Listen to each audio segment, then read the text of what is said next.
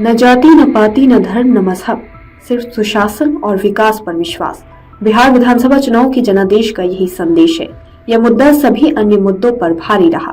बिहार विधानसभा चुनाव में भाजपा नीति राष्ट्रीय जनतांत्रिक गठबंधन एनडीए को मिली अप्रत्याशित सफलता से सिर्फ बिहार ही नहीं बल्कि यूपी की सियासत को भी प्रभावित करेगा। हालांकि बिहार के मुद्दे और जनता का मिजाज यूपी के सियासी समीकरणों से थोड़ा अलग है। फिर वहां के चुनाव परिणाम ने साफ कर दिया है कि अब आगे चुनाव चाहे जिस भी प्रदेश में होगा, वहां भी ध्रुवीकरण की राजनीति की बजाय विकास और सुशासन के मुद्दे ही परिणाम तय करेंगे। इस लिहाज से सबसे अधिक प्रभाव यूपी के सियासत पर ही पड़ेगा। नतीजों के जरिए बिहार की यूपी की भाजपा सरकार के विजन को एक तरह से ऑक्सीजन देने का भी काम किया है। दरअसल बिहार चुनाव में भाजपा ने अपनी चुनावी रणनीति में धर्म, जाति, मजहब और ध्रुवीकरण के मुद्दे को तवज्जो देने के बजाय यूपी की तर्ज पर विकास, सुशासन और माफिया विरोधी अभियान के आधार पर बिहार को भी सजाने संवारने का राग छेड़ा था। बिहार में चुनाव प्रचार करने वाले भाजपा नेताओं भी अपने अपने भाषणों में यूपी के विकास मॉडल के साथ ही कानून व्यवस्था की खूब चर्चा किए। वहीं लालू राज में जंगल राज की याद भी दिलाए। भाजपा नेताओं ने राजद पर कट्टा और माफिया को संरक्षण देने की याद दिलाकर भी जनता को जगाने का काम किया था। माना जा रहा है कि अगले साल पश्चिम बंगाल और 2027 में यूपी में होने वाले विधानसभा चुनाव के रिहर्सल के तौर पर बिहार चुनाव में भाजपा ने अपनी चुनावी जाति पाति की रणनीति बदलकर एक तरह से टेस्ट किया है।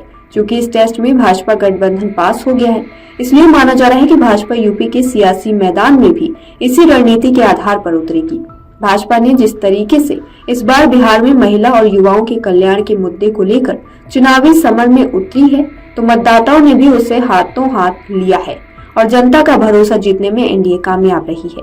मोदी, नीतीश, योगी राज, मंदिर, महिला, माफिया के इर्द गिर्द हुए बिहार चुनाव के नतीजों ने यह भी साफ कर दिया है कि जाति के लिए सुशासन, शासन की कल्याणकारी योजनाओं के सुगमता के साथ जनता के बीच पहुंचाने की प्राथमिकता, गठबंधन में पार्टियों और उनके नेताओं की एकजुटता तथा जिताऊ उम्मीदवारों को प्राथमिकता जरूरी है।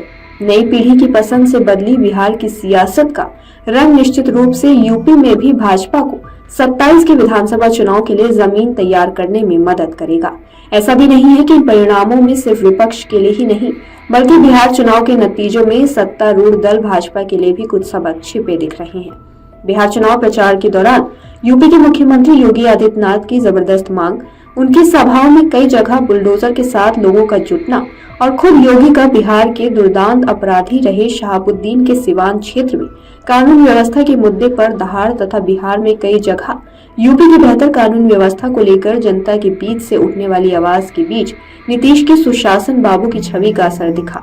दरअसल पीएम नरेंद्र मोदी, अमित शाह, राजनाथ सिंह सरीखे बड़े नेताओं के अलावा कानून व्यवस्था का मॉडल बनकर उभरे यूपी के मुख्यमंत्री योगी आदित्यनाथ की सभाओं ने संभव जनता को सुशासन बाबू के सुशासन को लेकर ज्यादा आश्वस्त किया। इसका ही असर माना जाएगा कि एमवाई समीकरण के बावजूद लगभग 14% यादव जनसंख्या वाले राज्य में तेजस्वी यादव की पार्टी राजद की बुरी तरह हार हुई है। इस चुनाव में बिहार में मतदाताओं ने जात पात की दीवारें तोड़कर वोट दिया है।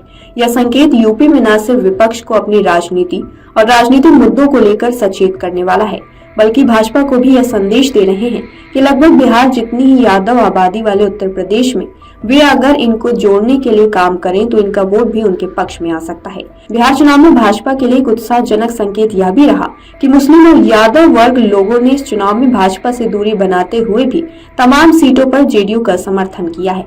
तभी तो कई यादव और मुस्लिम बहुल सीटों पर एनडीए को जीत मिली है। इन संदर्भों को ध्यान में रखकर भाजपा को यूपी में 27 के लिए ताना बाना बुनना होगा।